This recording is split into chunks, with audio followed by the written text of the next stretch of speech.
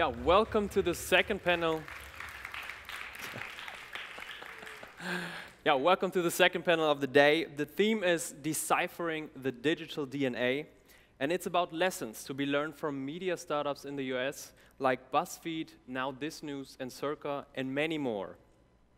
These startups in the US have been almost as much in the news as they produce news, or so it seems. But what exactly makes the approach to telling the news so interesting? Why do journalists and media managers rush into Silicon Valley to be inspired by their disruptors? We invited our guest from Seattle, a freelance journalist who reports with a transatlantic view about digital innovations in media and marketing branches. Please welcome Ms. Ulrike Langer.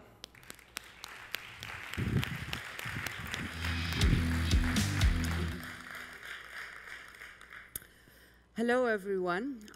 Quite delighted to be here again for the second time. I was asked to speak in English, but I can assure you, although I live in Seattle now, I can actually also speak German quite well. So, how does this work? Okay. Yeah, deciphering the digital DNA. Before we can talk about solutions, I thought I'd briefly show you what the problem is. The problem is this. This is a photo I took in Seattle where the Seattle Post-Intelligencer, it was a newspaper, folded about 5 years ago. It's now purely digital, it's just a website, it's a shadow of its former self. It produces very shallow journalism.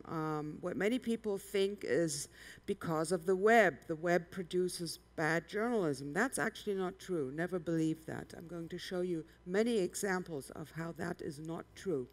The problem is that legacy media, traditional media often think that they have their good journalism in print and the web is for the shallow journalism because people don't want to pay, they want to have just free little pieces of news. And this is why the Seattle Post-Intelligencer now lives on the junkyard and has been selling their boxes where you can buy a newspaper. One of these is now mine. It makes a great mailbox, but of course that is a sorry sight for journalism. So what else is a big problem? A big problem is this famous question, if you could only take one thing onto an island, what would that be? Well, for nobody, it seems, it would be a printed newspaper. For older people, they'd rather take their TV set. Younger people would take their mobile phone. They can live without, everyone can live without newspapers, but younger people cannot live without their mobile phone. And another big problem is that media need to figure out how to deliver news on the web and how to deliver especially news on the mobile, because on the mobile phone, because web is slowly moving to mobile and more. Most people realize they never actually needed a PC. That was just an interim stage. All they really want is to have the internet with them all the time. So media need to figure out how to be not on the web, as Emily Bell, director of the Columbia Journalism School, the digital department, once said. She coined this beautiful phrase, media need to figure out to be of the web, not on the web. And this is something that startups seem to intuitively know. They do not have an old business model to protect. They can disrupt without destroying themselves because they haven't been there before. There's nothing to destroy. They can start from the scratch. So if people are not reading newspapers, where is everyone? And especially where's everyone under 30? Hint, they're not using newspapers. Mobile usage is on the rise. These are US stats, recent stats. And then if you consider, so people are using mobile, what are they doing there? They're using apps. They are spending 2 hours and 42 minutes daily with smartphones and tablets. The younger they are, the more smartphones, the older people are, the more tablets they use. and they are mostly using apps. So startups have somehow found a better way to get onto these apps and to produce apps that people actually want to use. Because you absolutely need to have a place on the home screen. The average user downloads many apps, but then actually only uses 6 or 7 regularly. The rest gets downloaded and never used or just forgotten after some time. So you need to, if you are, whether you're a startup or whether you're a traditional media company, you need to be on an app on the home screen. And I don't know if you can actually see this well, but I've highlighted this in red. News apps make up 2% of usage time. Most of the time is spent with games or with utility apps that actually serve a purpose. So apps need to provide a value, but what is value? It's not to us journalists anymore to decide, or for a media company to decide, because people who own phones, people who sit in front of a computer and decide which web page they want to browse to next, which app they want to open next, they are absolutely in charge. It's for them to decide. So we need to be more humble as journalists and figure out how can we actually be of use to the people. And this is what this is a collage of some startups, which I'm going to introduce in more depth in a second. They have figured this out. They do not want to serve the news in a way that everything that was in our printed paper or everything that we've ever put onto the web or everything we've had as traditional radio and now put onto an app, they don't think like that. They absolutely think like, what can I be of use for whom, where, and at which moment? And if you think like that, you come up with totally different solutions that do not look like any traditional media look like. For example, Circa. Circa is a news app that has completely destroyed the notion that every news segment must consist of an article, that the article is the base of everything. Circa produces either very short snaps, so say, for example, Ebola. If you already know a lot about Ebola, you probably only want to receive the latest news. And you only want to receive what you don't know already. And then it can be very annoying to read a news story about Ebola by a classic media company. Spiegel Online does this, Focus Online does this even more. So you start reading the article, and after 2 graphs or so, you notice, wait a moment, I've already read this before. It's just the same article. They've only just added a graph on the top, and then that's just the same. So Circa doesn't do this. So the app knows exactly where you have left off, and you can even change the device. You can, if you have started a story in the subway, and then you're home, you put your smartphone away, and you have left off at a certain point, the app knows where and immediately shows you what you don't know, because the algorithm knows that.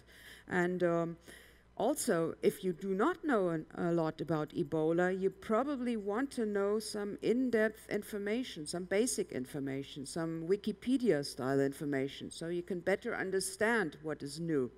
And Circa delivers that too. And you do not have to subscribe to the app. The app is free. You do not have to subscribe to certain sections. You can subscribe to individual topics. You can tell the app, I want to know everything about Ebola. And in fact, I'm very interested in world news or health news. So give me those health news, and I can click on a topic. I can stop subscribing to it, and I can tell the app, do not ever show me any sports news. I'm not interested in those. So that is a very user-centric way of delivering the news. Give me exactly that, what I'm interested in.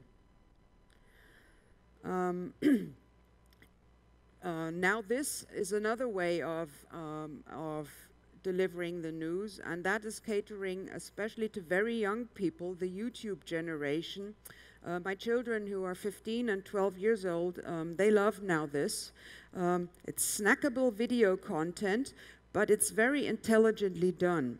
Now this actually employs some of the best journalists of the industry, and it was developed by a venture capital fund. Those are the guys of whom everyone says they fund e-commerce, they're not interested in journalism. They actually are interested in funding journalism if it's done in a way that they think has a future, which of course means in the long run for them to make money. So now this is short video news. It's highly targeted towards the mobile the mobile audience. In fact, it's only targeted towards the mobile audience, and it's just visually, it's a joy to use video news like that. Another example is Vox.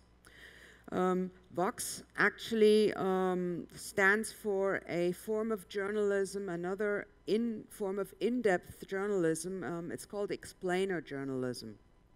So again, it's not the medium-length article which is in the focus of Vox.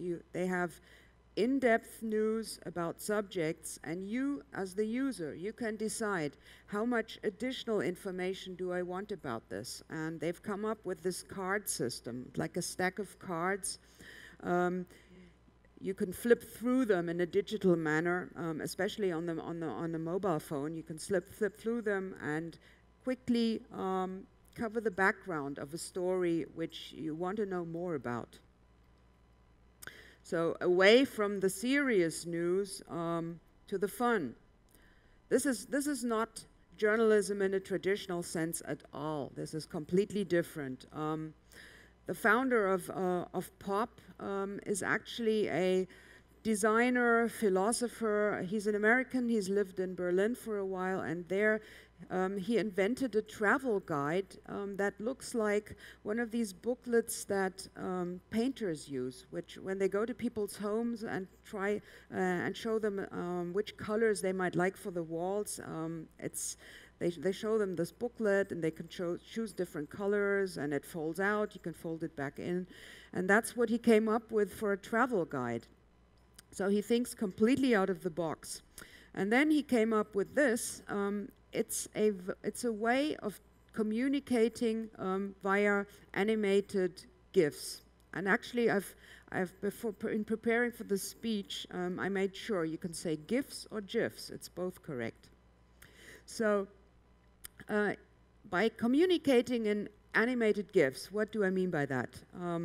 Someone sends you a GIF just like you would forward a photo on Facebook, and then you can answer with a GIF. You take their GIF and introduce an element into this. So it gets changed, and you can send it back and forth, and it's fun to use.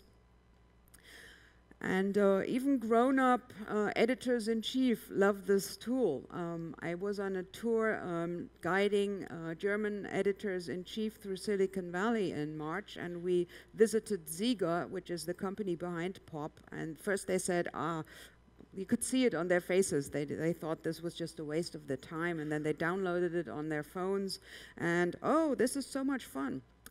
So again, there was this aha moment that you can actually communicate and tell stories in a completely different way. So this is one way of thinking news and media and journalism differently. And then, of course, there's also a way of devising niche apps just for a single purpose, because this is still all general news, and the user decides this segment of the news I want. But of course, there are also media apps which from the beginning are just for one single purpose.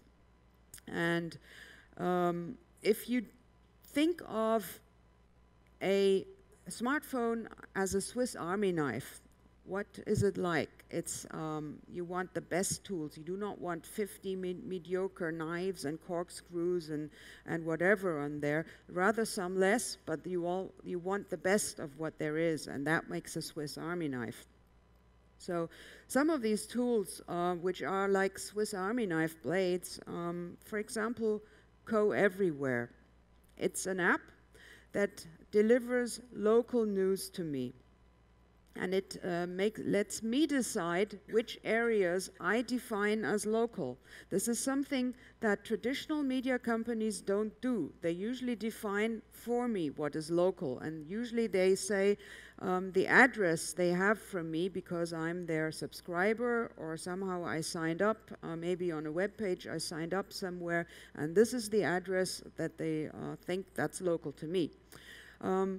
That's true if I stay at home all the time, but the more urban and the younger and the more mobile I am, this is not true. I might live in a place A, I might work in place B, maybe city B.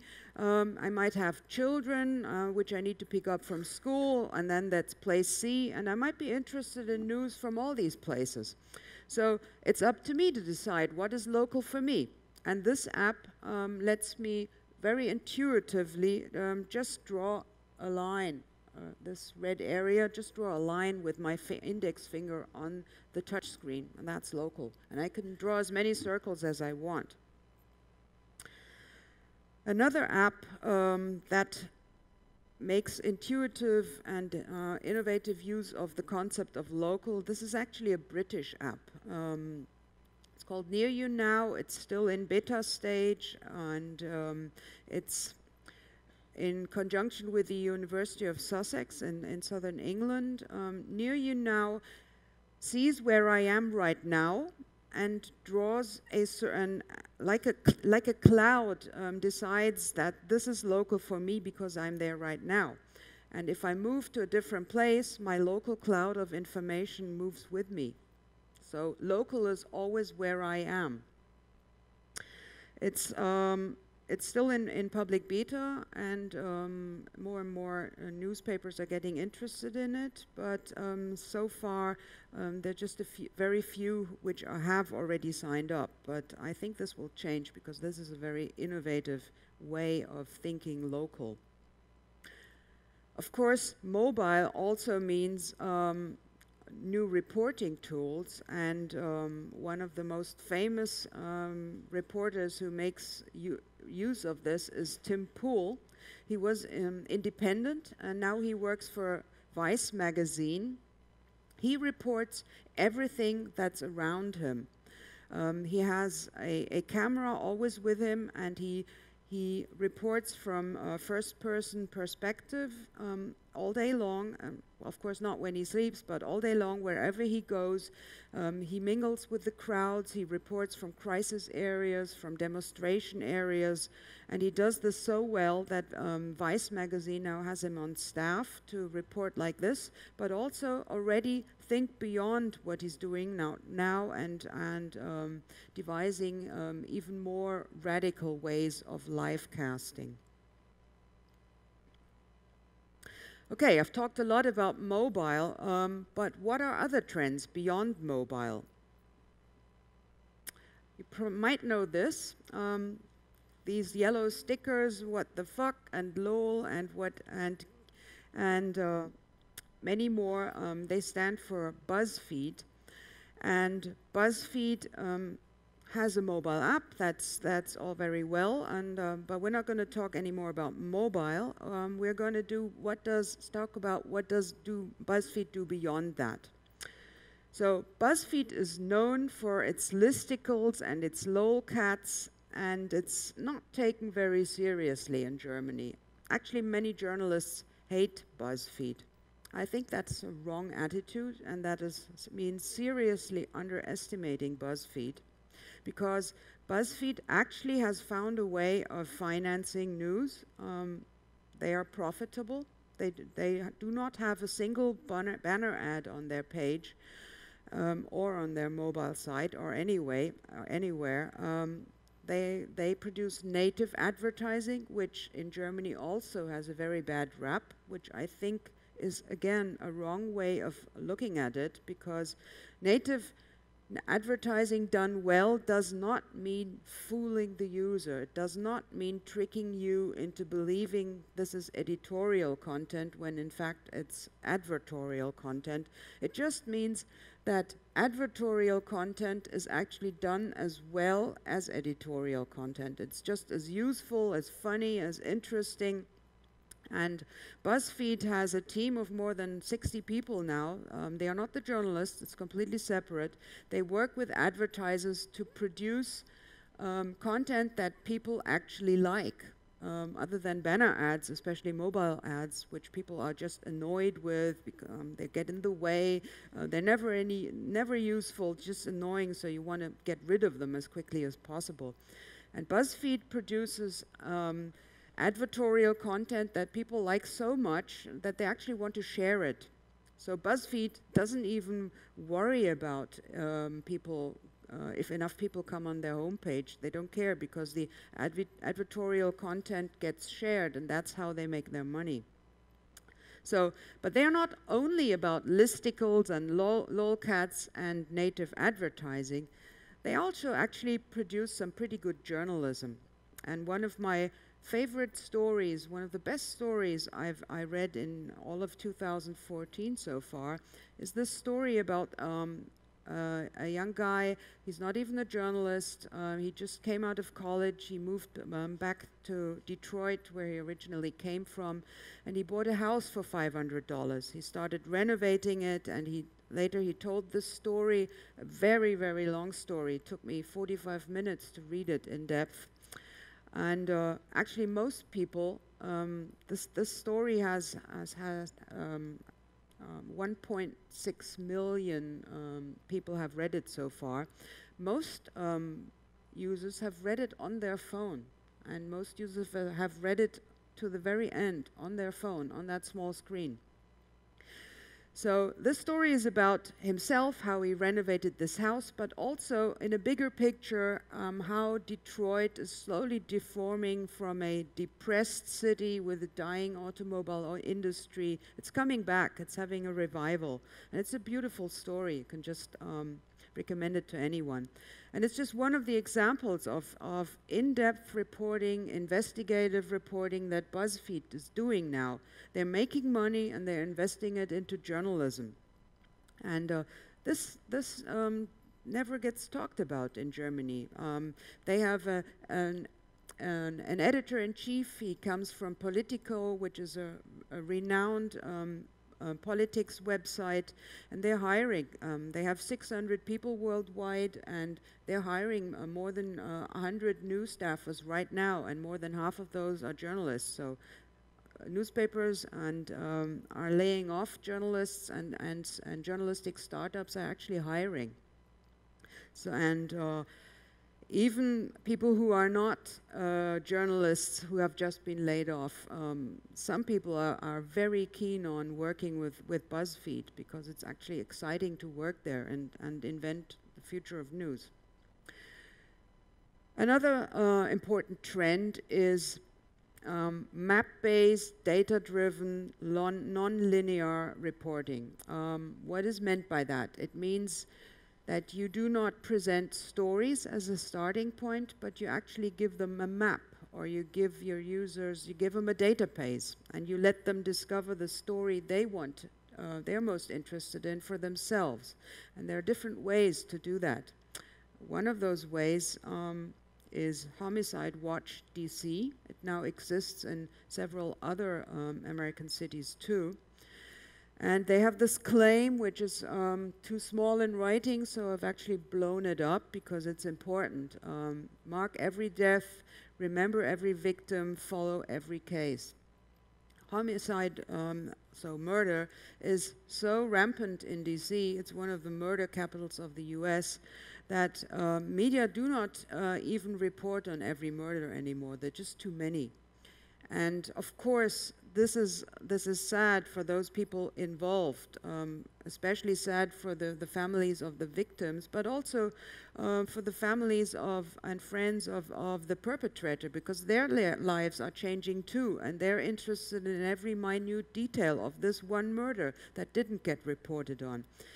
And Homicide Watch and the founders, Laura and Chris Amico, a married couple, they decided this is not right. We're going to do something about it, but we need to present the news in a different way if we want to make every death count. So they put up a database and a map, and there's a little search box in the middle of this blue box, so you can search for names of victims right there, or for places where, or areas, or you can have the map as entry point and just click on one of those red little markers, and they will also take you to the story and to the information that's there. Unfortunately, Laura Amico, well, not unfortunately for her, but she went on to a fellowship with the Nieman Journalism Lab, and now she's on staff with the Boston Globe. And nobody is now continuing Homicide Watch, so it's actually right now it's getting old on the web. There will be no more new information. It's thriving in other cities, but in DC, the local media kind of were tentatively interested in, but then just said, no, we don't want this. So that's actually sad. This can also happen to startups. Another very famous, renowned institution is ProPublica, of course. This is a startup that is not financed on the capital market, with venture capital. It's actually financed by the Sandler family mainly. These are philanthropists. They finance journalism. And ProPublica concentrates on subjects that are underreported and which are important for society, that something would be missing if nobody reports these aspects. One of their most famous stories is Dollars for Docs. That's a very catchy phrase for a huge problem in the US. There was this scandal that doctors took money from the pharma industry and didn't disclose it. The scandal wasn't that they actually took the money, they're allowed to do this, but they must make this transparent. They must make the public, let the public know how much they got from whom for what. But they didn't, many of them didn't. And then, of course, the traditional way of reporting on such a story would be to choose a rural example and an urban example, one from the West Coast, one from the East Coast, one from right in the middle, and then write a story about it. That's all very interesting, and ProPublica did that too, but that wasn't the only way of reporting it. That's only to make people interested in why should this story be interesting for me. But what happens next? People, of course, want to know, okay, I'm not interested in this example from Chicago because I actually live in somewhere in Alabama. What about my doctor there? What about the doctor of my kids? Did he also take money? And this prescription, which I'm taking right now for a heart condition or for whatever, am I taking this because in this moment this is really the best for me? Was that the doctor's intention, or did he prescribe that because he's getting money from a pharma company to give me that prescription? That's what people want to know. So there's a database. Again, there's this little blue box. And you can put in any name of any doctor, and this database will tell you if this doctor took money or not. So that is public service journalism.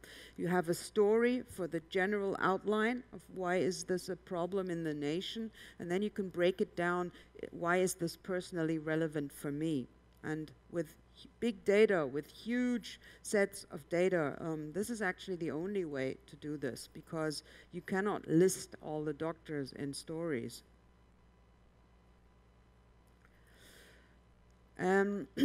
Another way of telling news in depth is to think completely different, not seeing yourself as a media institution of record, which has to report everything which editors and reporters think this is important for a certain area in one day. It used to be everything that fit into the newspaper section.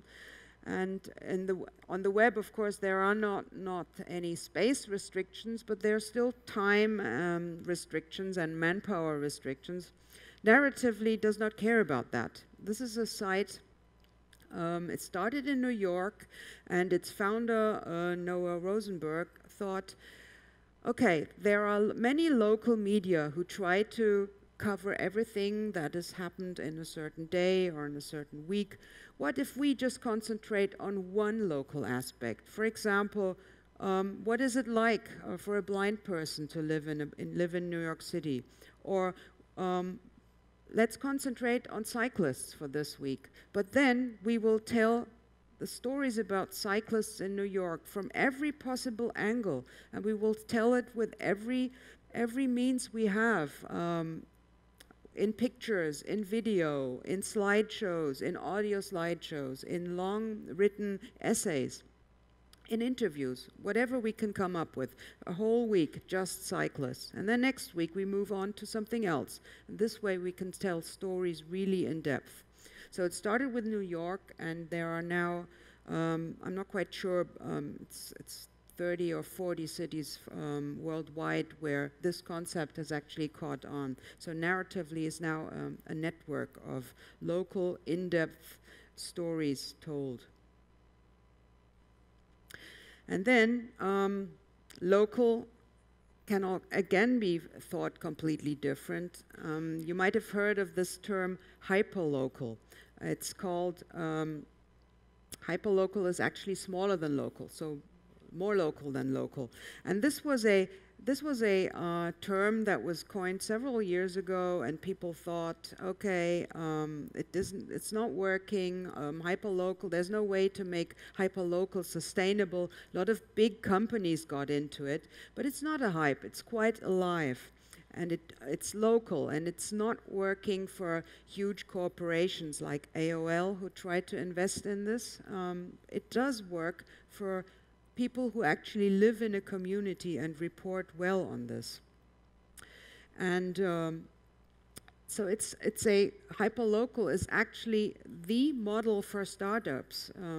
Most local journalists who don't have a job anymore, they still are very knowledgeable about the local beat they reported on. And some of them now are starting startups and say, if our local newspaper thinks it cannot finance journalism in this area anymore, maybe we journalists can still do this.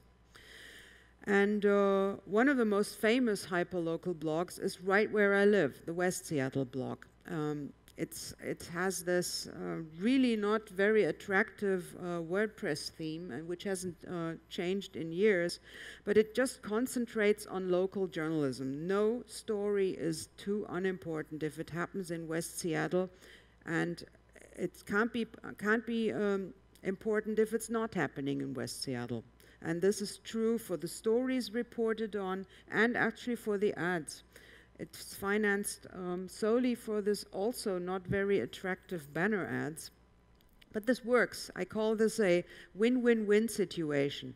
The people in West Seattle, we're about 80,000, we know that the West Seattle blogs reports for us on everything that matters to us on our peninsula.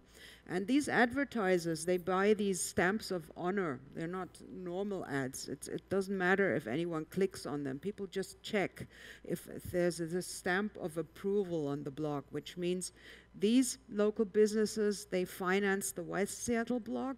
So people actually go to these businesses and do business there.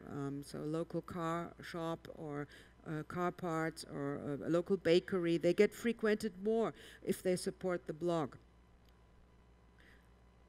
And so this is a model that works on a very small scale. If the if the journalists who run the blog actually are part of the community. It does not work as a cookie cutter model, which big corporations tried to do. So it does not scale.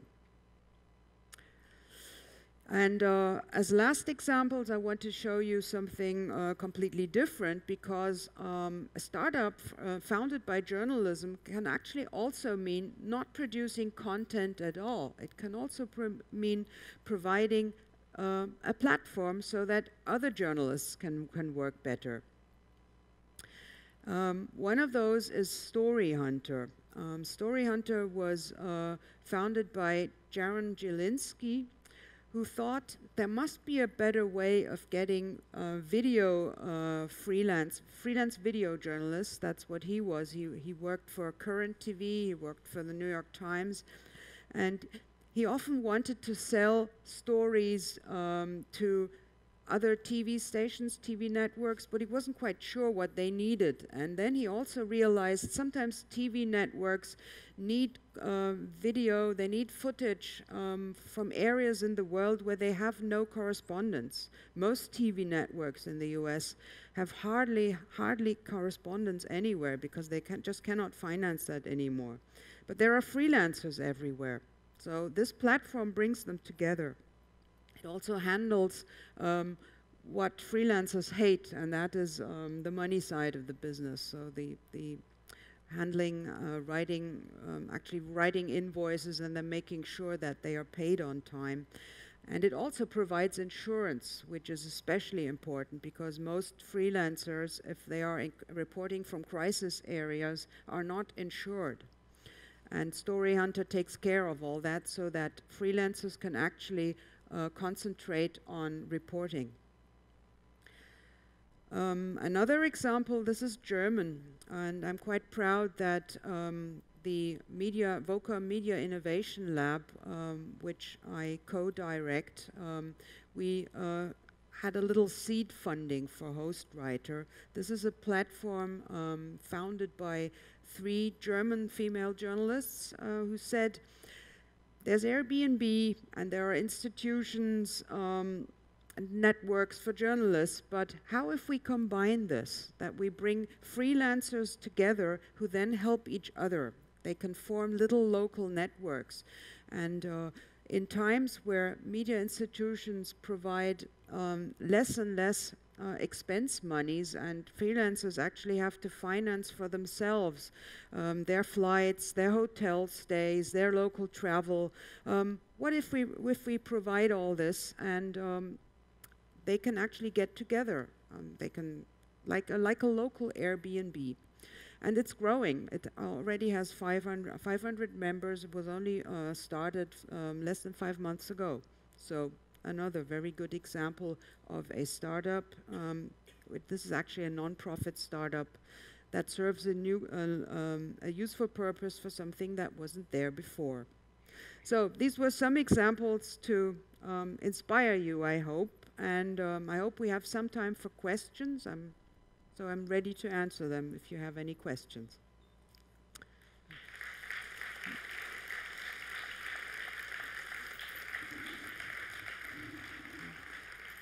Yeah, thank you, Ms. Langer. Please join me. If you can, you can take your drink with you if you want to. We talked a lot about media startups, but is there a real threat from media startups for big media companies, or can't they be just bought off, like Facebook did with WhatsApp? Well, if the price is right, many startups can be bought off. The owner of Snapchat still says no, still not enough. But I think that it's actually a bad strategy for media to wait to then pay a lot of money for startups. Most startups actually are very willing to cooperate with media in the very beginning, but that's when they're mostly ignored. This is slowly starting to change. Axel Springer has sort of a co-working incubator space to be close to these startups when they're just emerging and they're not so expensive yet. All right, thank you, Ms. Langer. You heard her. The big media companies really have to look out for the new digital innovations. And in case you have questions later, you can meet her in the meet and greet room in 115, or you can Twitter it under the hashtag MFMW. Thank you for your attention.